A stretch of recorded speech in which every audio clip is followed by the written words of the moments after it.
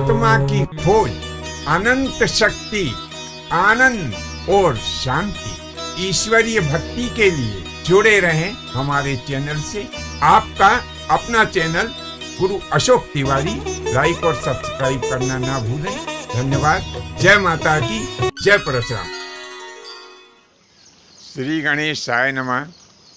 तो प्रिय बंधुओं, इस प्रकार से दुर्योधन ने अपनी सेना का गठन कर दिया और सभी ने मिलकर पितामह भीष्म को सेना अध्यक्ष के पद के ऊपर अभिषिक्त भी कर दिया।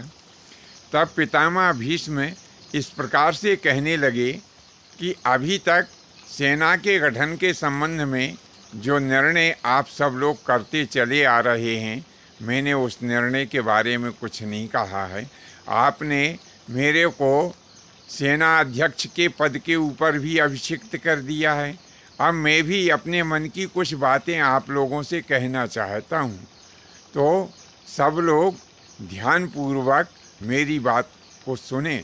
और यदि आप सब लोग मेरी बात से असहमत हों तो मैं ये सेना अध्यक्ष का जो पद है इसे भी त्याग दूंगा। तब सभी लोग पितामह भीष्म से कहने लगे, हे पितामह, हम सब आपसे निवेदन करते हैं कि आपके मन में जो भी है वह बात अवश्य कहें। आप क्या कहना चाहते हैं? पितामह भीष्म ने कहा कि आपने मुझे सेना अध्यक्ष के पद के ऊपर अभिषिक्त किया। मैं आप सभी लोगों का स्वागत करता हूं, परंतु इस युद्ध को सन्मुख देख कर के मेरे मन में बड़ी पीड़ा हो रही है, क्योंकि मैं किसका वध करूं और किसका वध ना करूं। कौरव और पांडव ये दोनों मेरे नेत्र हैं। कोई भी शरीरधारी अपने किसी भी नेत्र को अपने हाथों से नहीं फोड़ना चाहेगा। अब मैं किसका वध करूं और किसका ना करूं, क्योंकि कौरव और पांडव दोनों मेरे ही हैं। मेरे लाख कोशिश करने के पश्चात भी युद्ध नहीं रुका और युद्ध का समय आकर के उपस्थित हो ही गया है।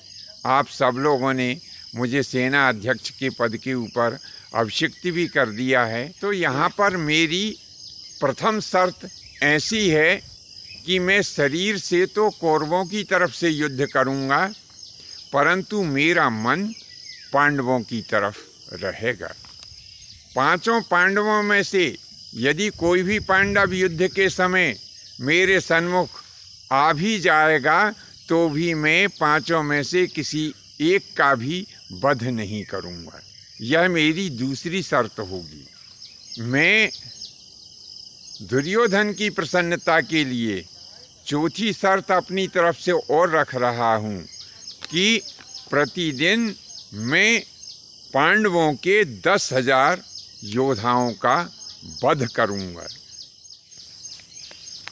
चौथी शर्त मेरी होगी कि जब तक मैं युद्ध करूंगा तब तक कर्ण युद्ध क्षेत्र में नहीं उतरेगा। और जिस दिन भी यदि धोखे से दुर्योधन ने कर्ण को युद्ध करने के लिए भेज दिया मेरे जीते जी, तो मैं उस दिन युद्ध बिल्कुल नहीं करूंगा। यह मेरी चौथी शर्त होगी। मेरी पांचवी शर्त है कि यह तय किया जाए कि पहले युद्ध करने के लिए कर्ण जाए अथवा मैं जाऊं। यदि प्रथम कर्ण जाता है युद्ध करने के लिए तो मैं नहीं जाऊंगा, और यदि प्रथम मैं युद्ध करने के लिए जाता हूं तो आप लोग कर्ण को युद्ध करने के लिए बिल्कुल मत भेजना। और यदि आपने भेज दिया तो मैं युद्ध क्षेत्र से वापस आ जाऊंगा। तब कर्ण ने कहा कि पितामह, आप बहुत अच्छा कह रहे हैं। मैं भी ऐसा ही चाहता हूं कि जब तक आप युद्ध करें तब तक मैं युद्ध क्षेत्र में ना जाऊं। जिस दिन आप युद्ध क्षेत्र में अपने हथियार डाल देंगे अथवा मृत्यु को प्राप्त हो जाएंगे, उसी दिन मैं युद्ध क्षेत्र में जाऊंगा। तब कर्ण ने कहा कि पितामह, मुझे आपकी सभी शर्तें स्वीकार हैं। तब पितामह भीष्म कहने लगे कि सुनो कर्ण, तुम्हारे द्वारा स्वीकार करने से ही काम नहीं चलेगा।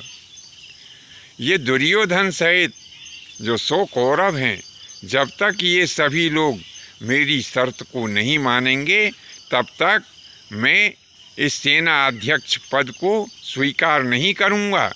और यदि 100 कौरव में से किसी एक ने भी यह कह दिया कि हमें पितामह भीष्म की शर्तें स्वीकार नहीं हैं, तो मैं अभी इसी समय सेना अध्यक्ष पद से त्यागपत्र दे दूंगा।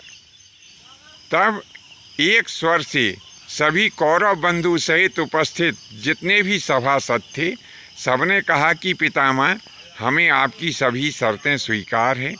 ऐसा सभी उपस्थित सभासदों ने पितामह भीष्म की उन शर्तों को स्वीकार किया। इसके पश्चात दुर्योधन ने युद्ध और खाने पीने से संबंधित जो सभी वस्तुएं थी वह अपने जो सेना के तंबू कुरुक्षेत्र में लगे हुए थे वहाँ पर पहुँचा दी। बंधुओं, यह कथा आपको कैसी लगी? आज के लिए बस इतना ही। यदि कथा आपको अच्छी लगी हो तो इसे अपने इष्ट मित्रों में भी शेयर करें। धन्यवाद। जय माता की, जय परशुराम जी की।